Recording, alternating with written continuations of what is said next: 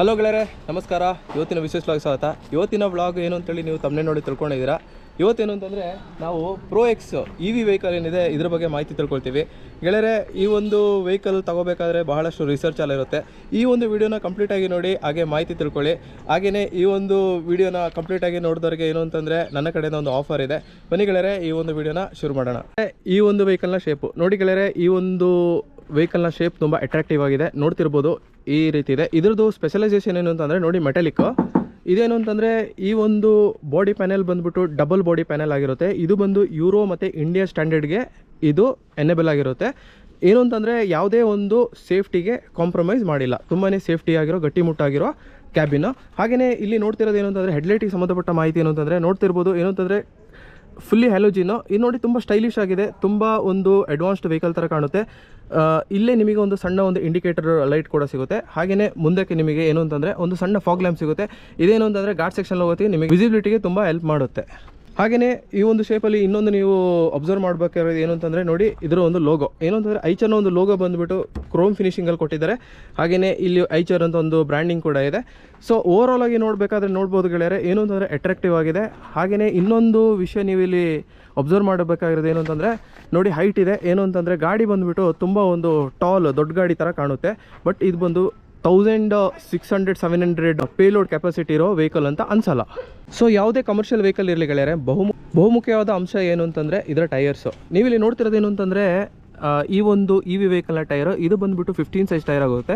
ನಿಮಗೆ 4 wheel, front ಕೂಡ ಆಮೇಲೆ ರೇರ್ ಎಂಡ್ ಕೂಡ ಎರಡೂ ಕೂಡ ನಿಮಗೆ 15 ಸೈಜ್ ಟೈರೇ ಬರುತ್ತೆ. ಇದರಲ್ಲಿ ಈಗ ಏನು ಅಂತಂದರೆ JK ಟೈರ್ಸ್ ಇದೆ. ಇದರಲ್ಲಿ ಏನು ಅಂತಂದರೆ ಈ ಒಂದು ಬ್ಯಾಚಲ್ಲಿ JK ಟೈರ್ಸ್ ಬಂದಿರುತ್ತೆ. ಆದರೆ ಇದರಲ್ಲಿ ನಿಮಗೆ ಬ್ಯಾಚ್ ವೈಸು ಟೈರ್ದು ಬ್ರ್ಯಾಂಡ್ ಚೇಂಜ್ ಆಗ್ತಿರುತ್ತೆ. CA2 ಬರುತ್ತೆ, MRF ಬರುತ್ತೆ, ಪ್ಲಸ್ JKನೂ ಬರುತ್ತೆ. ಇನ್ನೊಂದು ಇಂಪಾರ್ಟೆಂಟ್ ಆದ ಒಂದು ವಿಷಯ ಏನು ಅಂತಂದರೆ ಇದರದೊಂದು ಸಸ್ಪೆನ್ಷನ್, ರೇರ್ ಸಸ್ಪೆನ್ಷನ್. ನೀವಿಲ್ಲಿ ನೋಡ್ತಿರ್ಬೋದು ಲಾಂಗ್ ಸಸ್ಪೆನ್ಷನ್. ಏನು ಅಂತಂದರೆ ಈ ಒಂದು ಕೆಟಗರಿಲಿ ಇದೇ ಬೆಸ್ಟ್ ಇನ್ ಕ್ಲಾಸ್. ಏನು ಅಂತಂದರೆ ಬೇರೆ ವೆಹಿಕಲ್ದು ಏನು ಅಂತಂದರೆ ಈ ಒಂದು ಲೀಫ್ ಬಂದು ತುಂಬ ಶಾರ್ಟ್ ಆಗಿರುತ್ತೆ, ಆದರೆ ಇದು ಬಂದುಬಿಟ್ಟು ತುಂಬಾ ಲಾಂಗ್ ಇದೆ. ಇದೇ ನಿಮಗೆ ಏನು ಅಂತಂದರೆ ಈ ಒಂದು ವೆಯ್ಟ್ ಹಾಕೋ ಟೈಮಲ್ಲಿ ಈ ಒಂದು ಸಸ್ಪೆನ್ಷನ್ ತುಂಬಾ ಹೆಲ್ಪ್ ಆಗುತ್ತೆ. ಗಾಡಿ ಬಂದುಬಿಟ್ಟು ತುಂಬಾ ಆ್ಯಕ್ಷನ್ ನೀಟಾಗಿ ಆಗುತ್ತೆ, ಗಾಡಿ ಒಂದು ಕೂತ್ಕೊಳ್ಳಲ್ಲ. ಹಾಗೆಯೇ ಮುಂದಕ್ಕೆ ನೋಡ್ಬೋದು ಏನು ಅಂತಂದರೆ ಡಬಲ್ ಲೀಫ್. ನಿಮಗೆ ಏನು ಅಂತಂದರೆ ಇದನ್ನು ಕೂಡ ಸೇಮ್ ಲಾಂಗ್ ಸಸ್ಪೆನ್ಷನ್ ಆಗಿರೋ ಕಾರಣ ನಿಮಗೆ ಆ್ಯಕ್ಷನ್ ಚೆನ್ನಾಗಿರುತ್ತೆ. ಗುಂಡಿಗೆ ಗಾಡಿ ಹಾಕಿದಾಗ ಏನು ಅಂತಂದರೆ ಡೈರೆಕ್ಟಾಗಿ ಡ್ರೈವರ್ಗೆ ಗುದ್ದಲ್ಲ, ತುಂಬ ಒಂದು ಸ್ಮೂತಾಗಿ ಟೆರನ್ನ ಇದು ಹ್ಯಾಂಡಲ್ ಮಾಡುತ್ತೆ. ಇಲ್ಲಿ ನೋಡ್ತಿರೋದು ಏನು ಅಂತಂದರೆ ಈ ಒಂದು ವೆಹಿಕಲ್ಗೆ ಡೀಸೆಲ್ ಗಾಡಿಗೆ ಬರೋ ಥರನೇ ಏನು ಅಂತಂದರೆ ಲ್ಯಾಡರ್ ಚಾಸಿನೇ ಬರೋದು. ನೀವಿಲ್ಲಿ ನೋಡ್ತಿರ್ಬೋದು ಇದೇ ಇದರ ಒಂದು ಮೋಟರ್ಗೆ ಸಂಬಂಧಪಟ್ಟ ಎಕ್ವಿಪ್ಮೆಂಟ್ಸು. ಇದರ ಒಂದು ಕೂಲಿಂಗ್ ಸಿಸ್ಟಮ್ ಬಂದುಬಿಟ್ಟು ರೇಯರ್ ಸೈಡಲ್ಲಿ ಬರುತ್ತೆ. ಇದೇ ಇದರ ರೇಡಿಯೇಟರ್ ಅಂದರೆ ಕೂಲಿಂಗ್ ಸಿಸ್ಟಮು. ನೋಡಿ, ಇದೇ ಮೋಟ್ರ್ ಇದಕ್ಕೆ ಬರೋದು. ಏನು ಅಂತಂದರೆ ಇದೇ ಪರ್ಮನೆಂಟ್ ಮ್ಯಾಗ್ನೆಟಿಕ್ ಮೋಟ್ರ್ ಇದು. ಸೊ ಇದು ಬಂದು ಇದರ ಬ್ಯಾಟ್ರಿ ನೋಡ್ತಿರ್ಬೋದು, ತುಂಬಾ ಒಂದು ದೊಡ್ಡ ಬೃಹತ್ ಆಕಾರದ ಬ್ಯಾಟ್ರಿ ಆಗಿರುತ್ತೆ. ನೋಡಿ ಏನು ಅಂತಂದರೆ ಗಾಡಿಯ 40% ಬ್ಯಾಟ್ರಿನೇ ಇಲ್ಲಿ ಆಕ್ಯುಪೈ ಮಾಡ್ಕೊಂಡಿದೆ. ಹಾಗೆ ಇದರ ಲೀವ್ ಸಿಸ್ಟಮ್ ನೋಡ್ತಿರ್ಬೋದು. ಸಸ್ಪೆನ್ಷನ್ ಬಂದು ಈ ರೀತಿ ಇರುತ್ತೆ. ಹಾಗೆಯೇ ಫ್ರಂಟ್ ಸಸ್ಪೆನ್ಷನ್ ಬಂದು ಕೂಡ ಈ ರೀತಿ ಇರುತ್ತೆ. ಎರಡೂ ಕೂಡ ಬ್ಲೇಡ್ ಸಿಸ್ಟಮೇ ಆಗಿರುತ್ತೆ. ಈ ಒಂದು ಚಾಸಿ ಬಂದುಬಿಟ್ಟು ತುಂಬಾ ರಿಜಿಡ್ ಆಗಿರೋ ಒಂದು ಅಪ್ಲಿಕೇಶನ್ಗೆ ಯೂಸ್ ಆಗುವಂಥ ಚಾಸಿ. ಅನ್ನೇ ಜಾಸ್ತಿ ಹಾಕಿದರೂ ಕೂಡ ಏನು ಅಂತಂದರೆ ಗಾಡಿಗೆ ಯಾವುದೇ ಸಮಸ್ಯೆ ಆಗೋದಿಲ್ಲ. ನಿಮ್ಮ ಒಂದು ಕೆಲಸ ಕಾರ್ಯ ಸಲೀಸಾಗಿ ಆಗುತ್ತೆ. ಹಾಗೆ ನೋಡ್ತಿರ್ಬೋದು ಏನು ಅಂತಂದರೆ ಡೀಸೆಲ್ ಗಾಡಿಗೆ ಬರೋ ಥರನೇ ಏನು ಅಂತಂದರೆ ಸೇಮ್ ಹ್ಯಾಲೋಜಿನ್ ಲ್ಯಾಂಪೇ ನಿಮಗೆ ಟೇ ಲ್ಯಾಂಪೇ ಸಿಗೋದು. ಸೊ ಇದು ಯಾಕೆ ಈ ರೀತಿ ಮಾಡಿದ್ದಾರೆ ನೋಡ್ತಿರ್ಬೋದು. ಡೀಸೆಲ್ ಗಾಡಿಗಳಿಗೆ ಡೆಕ್ ಇದೆ, ಬಟ್ ಇದಕ್ಕೆ ಬರೀ ಚಾಸಿ ಇದೆ.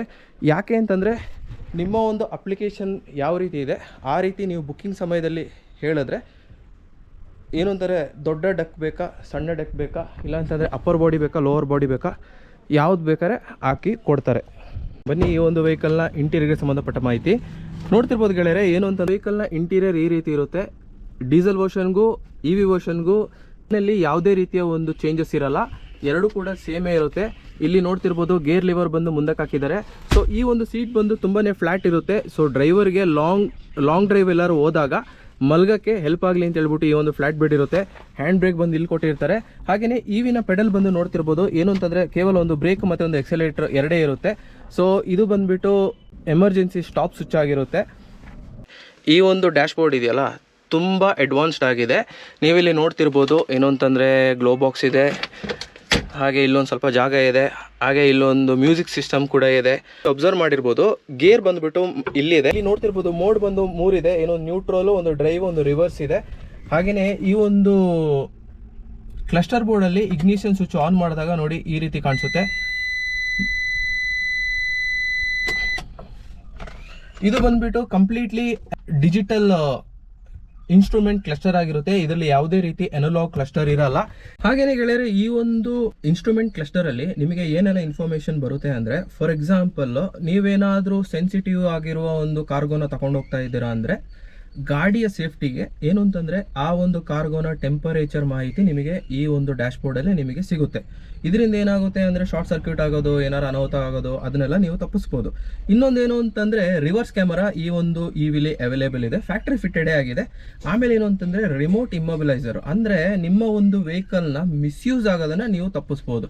ಏನು ಅಂತಂದ್ರೆ ನಿಮ್ಮ ಒಂದು ಡ್ರೈವರ್ಗೆ ನೀವು ಈ ಒಂದು ವೆಹಿಕಲ್ ನ ಕೊಟ್ಟಿದ್ರೆ ಅವರು ಎಲ್ಲೆಲ್ಲ ಓಡಾಡಿದ್ದಾರೆ, ಯಾವ ರೀತಿ ಓಡಾಡಿದ್ದಾರೆ ಅನ್ನೋದನ್ನೆಲ್ಲ ನೀವು ಒಂದು ಕೂತ ಸ್ಥಳದಿಂದನೇ ಟ್ರ್ಯಾಕ್ ಮಾಡಬಹುದು. ಹಾಗೇನೆ ನೀವು ಇಲ್ಲಿ ನೋಡ್ತಿರೋದೇನು ಅಂತಂದ್ರೆ ಅದ್ಭುತವಾದ ಇನ್ಫೋಟೈನ್ಮೆಂಟ್, ಅಂದ್ರೆ ಫ್ಯಾಕ್ಟರಿ ಫಿಟೆಡ್ ಆಂಡ್ರಾಯ್ಡ್ ಸೆಟ್ ಎಲ್ಲ ನಿಮಗೆ ಸಿಕ್ಕೇ ಸಿಗುತ್ತೆ. ಸೊ ಏನು ಅಂತಂದ್ರೆ ಟೆಕ್ನಾಲಜಿ ವೈಸ್ ಈ ಒಂದು ವೆಹಿಕಲ್ ಅಡ್ವಾನ್ಸ್ಡ್ ಆಗಿ ಇದೆ, ಅದರಲ್ಲಿ ಯಾವುದೇ ರೀತಿಯ ಡೌಟ್ ಇಲ್ಲ. ಚಾರ್ಜ್ ಆದ್ಮೇಲೆ ರೇಂಜ್ ಎಷ್ಟು ಬರುತ್ತೆ ಅನ್ನೋದು ನೋಡಿ. 2 ವೇರಿಯಂಟ್ ಬರುತ್ತೆ. ಒಂದು ಬಂದ್ಬಿಟ್ಟು 3.5 ಟನ್, ಇನ್ನೊಂದು 3 ಟನ್. 2 ವೇರಿಯಂಟ್ ಅಲ್ಲಿ, ಅದರಲ್ಲಿ 3.5 ಟನ್ ಅಲ್ಲಿ ನಿಮಗೆ 249 ಕಿಲೋಮೀಟರ್ಸ್ ಸಿಂಗಲ್ ಚಾರ್ಜ್ ಅಲ್ಲಿ ಹೋಗುತ್ತೆ ಅನ್ನೋದು ಕಂಪನಿ ಕ್ಲೇಮ್ ಮಾಡುತ್ತೆ. ಇನ್ನೊಂದರಲ್ಲಿ ಏನು ಅಂತಂದ್ರೆ 3 ಟನ್ ಅಲ್ಲಿ ಏನು ಅಂತಂದ್ರೆ ಸ್ವಲ್ಪ ಸಣ್ಣ ಬ್ಯಾಟ್ರಿ ಆಗಿರೋ ಕಾರಣ ನಿಮಗೆ 220 ಕಿಲೋಮೀಟರ್ಸ್ ರೇಂಜ್ ಬರುತ್ತೆ. ಸೊ ಪ್ರಾಕ್ಟಿಕಲ್ ವರ್ಲ್ಡ್ ಅಲ್ಲಿ 20 ಕಿಲೋಮೀಟರ್ಸ್ ತೆಗೆದ್ರು 200 ಅಂತೂ 2 ಗಾಡಿಲಿ 100% ಕೊಡುತ್ತೆ. 3.T ಅಲ್ಲಿ 230 ಕೊಡ್ಬೋದು, ಅದರಲ್ಲಿ ಒಂದು 200 ರೇಂಜ್ ಕೊಡ್ಬೋದು. ಇದು ಬಂದು ನಿಮಗೆ ಮ್ಯಾಕ್ಸಿಮಮ್ ಪವರ್ ಚಾರ್ಜಿಂಗ್ ಟೈಮ್ ಬಂದ್ಬಿಟ್ಟು 55 ಮಿನಿಟ್ಸ್ ಆಗಿರುತ್ತೆ. 55 ನಿಮಿಷ ಚಾರ್ಜ್ ಮಾಡಿದ್ರೆ ನೀವು ಆರಾಮಾಗಿ 200 ಕಿಲೋಮೀಟರ್ ಓಡಿಸ್ಬೋದು. ಸೊ ನನ್ನ ಪ್ರಕಾರ ಇದೇನು ಟೈಮ್ ವೇಸ್ಟಿಂಗ್ ಏನಿಲ್ಲ. 55 ಮಿನಿಟ್ಸಿಗೆ ನೀವು 200 ಕಿಲೋಮೀಟರ್ ಓಡಿಸ್ಬೋದು ಅಂದ್ರೆ 1 ಗಂಟೆ ಚಾರ್ಜ್ ಮಾಡಿದ್ರೆ ದಿನ ಇಡೀ ಆರಾಮಾಗಿ ಓಡಿಸ್ಬೋದು. ಸೊ ಹಾಗೇನೆ ಈ ಒಂದು ವೆಹಿಕಲ್ ನ ಮ್ಯಾಕ್ಸಿಮಮ್ ಸ್ಪೀಡ್ ಬಂದು 80 ಕಿಲೋಮೀಟರ್ ಪರ್ ಅವರ್ ಆಗಿರುತ್ತೆ. ಮ್ಯಾಕ್ಸಿಮಮ್ ಟಾರ್ಕ್ ಬಂದು ನಿಮಗೆ 300 ನ್ಯೂಟನ್ ಮೀಟರ್ ಆಗಿರುತ್ತೆ. ಹಾಗೇನೆ ಮ್ಯಾಕ್ಸಿಮಮ್ HP ಬಂದು 80 HP ಆಗಿರುತ್ತೆ. ಇದು ತುಂಬಾ ಇಂಪಾರ್ಟೆಂಟ್ ಆಗಿರುತ್ತೆ. ಅಂದ್ರೆ ನಾನು ಅಬ್ಸರ್ವ್ ಮಾಡಿರೋದೇನು ಅಂತಂದ್ರೆ ಡೀಸೆಲ್ಗೂ ಎಲೆಕ್ಟ್ರಿಕ್ ವೆಹಿಕಲ್ಗೂ ಯಾವುದೇ ರೀತಿ ವ್ಯತ್ಯಾಸ ಇಲ್ಲ. ಅದು ಬಂದು ಕಂಬರ್ಷನ್ ಇಂಜಿನ್ ಆಗಿರುತ್ತೆ, ಇದು ಬಂದ್ಬಿಟ್ಟು ಪರ್ಮನೆಂಟ್ ಮ್ಯಾಗ್ನೆಟಿಕ್ ಮೋಟರ್ ಮಿಷಿನ್ ಆಗಿರುತ್ತೆ, ಅಷ್ಟೇ ವ್ಯತ್ಯಾಸ. ಪೇಲೋಡು ಎಲ್ಲ ಒಂದೇ, 1700 kg ಇದನ್ನು, ಅದನ್ನು 1760 kg ಅದನ್ನು. ಡೆಕ್ ಸೈಜ್ ಬಂದು ಈ ಒಂದು EV ವೆಹಿಕಲ್ಗೆ ಆಪ್ಷನಲ್ ಆಗಿರುತ್ತೆ. ನೋಡಿ ಏನು ಅಂತಂದ್ರೆ ಸ್ಟಾರ್ಟಿಂಗ್ ಬಂದು ಈ ರೀತಿ ಎಂಟಿ ಬರುತ್ತೆ, ಕಂಪನಿಯಿಂದ ಬರುತ್ತೆ ಈ ರೀತಿ ಎಂಟಿ ಬರುತ್ತೆ. ಆದರೆ ನಿಮ್ಮ ಒಂದು ಅಪ್ಲಿಕೇಶನ್ಗೆ ಯಾವ ರೀತಿ ಬೇಕೋ ಆ ರೀತಿ ನೀವು ಡೆಕ್ ಸೈಜನ್ನು ಹಾಕೋಬಹುದು. 9.8 ಇನ್ನೊಂದು 11.8, ಎರಡರಲ್ಲಿ ಯಾವ್ದು ಬೇಕಾದ್ರೆ ಡೆಕ್ ಸೈಜ್ ಹಾಕೋಬಹುದು. ಪ್ಲಸ್ ನಿಮಗೆ ಹೈಟ್ ಬಾಡಿ ಬೇಕಾ ಲೋ ಬಾಡಿ ಬೇಕಾ ಅನ್ನೋದು ಅದು ನಿಮ್ಮ ಒಂದು ಅಪ್ಲಿಕೇಶನ್ಗೆ ನೀವು ಯಾವ ರೀತಿ ಬುಕ್ಕಿಂಗ್ ಮಾಡ್ತೀರಾ ಆ ರೀತಿ ಅಳವಡಿಕೆ ಮಾಡ್ಕೋಬಹುದು. ಈ ಒಂದು ಗಾಡಿ ಅಪ್ಲಿಕೇಶನ್ ನಿಮಗೆ ಈ ಒಂದು ಗಾಡಿ ಯಾವುದೆಲ್ಲ ವಿಷಯಕ್ಕೆ ಯೂಸ್ ಆಗುತ್ತೆ ಅನ್ನೋದು ನೋಡಿ. ಇ ಕಾಮರ್ಸ್ಗೆ ಯೂಸ್ ಆಗುತ್ತೆ, ಪಾರ್ಸೆಲ್ ಮತ್ತು ಕೊರಿಯರ್ ಸರ್ವಿಸ್ಗೆ ಯೂಸ್ ಆಗುತ್ತೆ, FMCGಗೆ ಯೂಸ್ ಆಗುತ್ತೆ, ಸಿಲಿಂಡರ್ ಸಪ್ಲೈ ನಿಮ್ದು ಗ್ಯಾಸ್ ಏಜೆನ್ಸಿ ಇದ್ರೆ ಅದಕ್ಕೂ ಯೂಸ್ ಆಗುತ್ತೆ. ಇನ್ನೊಂದೇನು ಅಂತಂದ್ರೆ ಫಿಶ್ ಕೋಲ್ಡ್ ಸ್ಟೋರೇಜ್ ಮಾಡಿ ಸಪ್ಲೈ ಮಾಡಂಗಿದ್ರು ಹೆಲ್ಪ್ ಆಗುತ್ತೆ.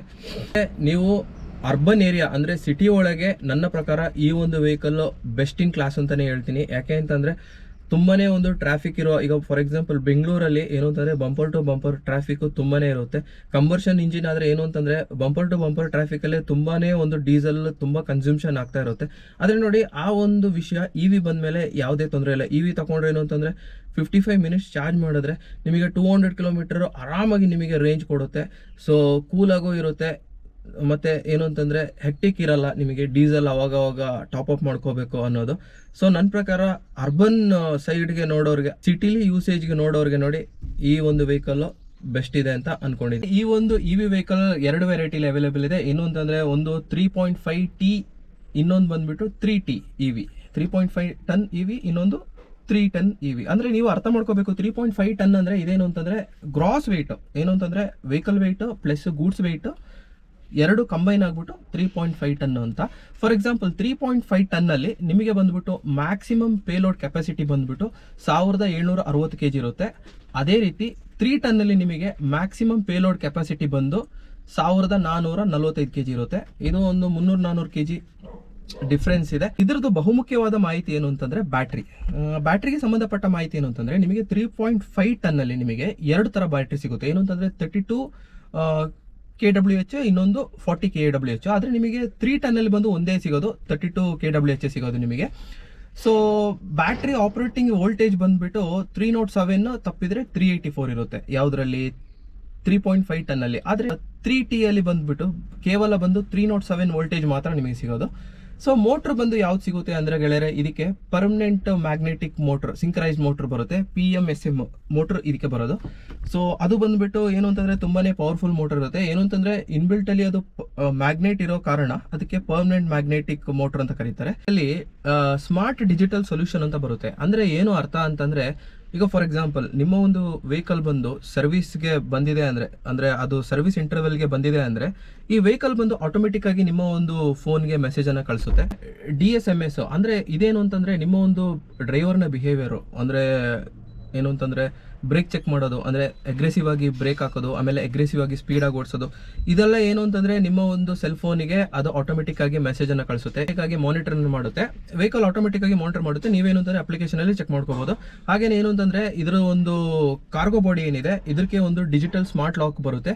ಸೇಫ್ಟಿಗೋಸ್ಕರ ಏನು ಅಂತಂದ್ರೆ ನಿಮ್ಮ ಒಂದು ಕಾರ್ಗೋ ಮಿಸ್ಯೂಸ್ ಆಗದೆ ಇರಲಿ ಅನ್ನೋದಕ್ಕೆ ಸೇಫ್ಟಿಗೋಸ್ಕರ ಡಿಜಿಟಲ್ ಲಾಕ್ ಕೂಡ ಬರುತ್ತೆ. ಆಮೇಲೆ ಇನ್ನೊಂದು ನಂಗೆ ಇಷ್ಟ ಆಗಿರೋ ಒಂದು ಫೀಚರ್ ಏನು ಅಂತಂದ್ರೆ, ನಿಮ್ಮ ಒಂದು ECU ಏನಿದೆ ಅದು ಆಟೋಮೆಟಿಕ್ ಆಗಿ ಅಪ್ಡೇಟ್ ಆಗುತ್ತೆ. ಅದು ಈ ಫೀಚರ್ ಈ ಒಂದು ವೆಹಿಕಲ್ ಅಲ್ಲಿ ಇದೆ. ಸೊ ನೀವು ಪದೇ ಪದೇ ಶೋರೂಮ್ಗೆ ವಿಸಿಟ್ ಮಾಡೋ ಅವಶ್ಯಕತೆ ಇಲ್ಲ. ನಿಮ್ಮ ಗಾಡಿ ನಿಮ್ಮ ಒಂದು ಸೈಟ್ ಅಲ್ಲಿ ಇದ್ರೂ ಕೂಡ ಅದಕ್ಕೆ ಬೇಕಾದ ಸರ್ವಿಸ್ ಅದು ಆಟೋಮೆಟಿಕ್ ಆಗಿ ಅಪ್ಡೇಟ್ ಆಗ್ತಾ ಇರುತ್ತೆ. ಸೇಮ್ ಸೆಲ್ ಫೋನ್ ಹೆಂಗೆ ಅಪ್ಡೇಟ್ ಆಗುತ್ತೆ ಸೇಮ್ ಅದೇ ರೀತಿ ಅಪ್ಡೇಟ್ ಆಗುತ್ತೆ. ಆಮೇಲೆ ಕಾರ್ಗೋ ಸ್ಪೇಸ್ ಮಾನಿಟರಿಂಗ್ ಕೂಡ ಆಪ್ಷನ್ ಇದರಲ್ಲಿ ಅವೈಲೇಬಲ್ ಇದೆ. ಏನಂತಂದ್ರೆ ಎಷ್ಟು ಕಾರ್ಗೋ ಕೆಪಾಸಿಟಿ ಎಷ್ಟಿದೆ, ನೀವು ಎಷ್ಟು ಹಾಕಿದ್ದೀರಾ, ಇನ್ನು ಎಷ್ಟು ಹಾಕ್ಬೋದು ಅನ್ನೋದು ಕೂಡ ನಿಮ್ಮ ಒಂದು ಡಿಜಿಟಲ್ ಕ್ಲಸ್ಟರ್ ಅಲ್ಲಿ ಇದು ಮಾಹಿತಿನ ಕೊಡುತ್ತೆ. ಇದಾಗಿ ಇರುವ ಕ್ವಶನ್ ಏನು ಅಂತಂದ್ರೆ ವಾರಂಟಿ.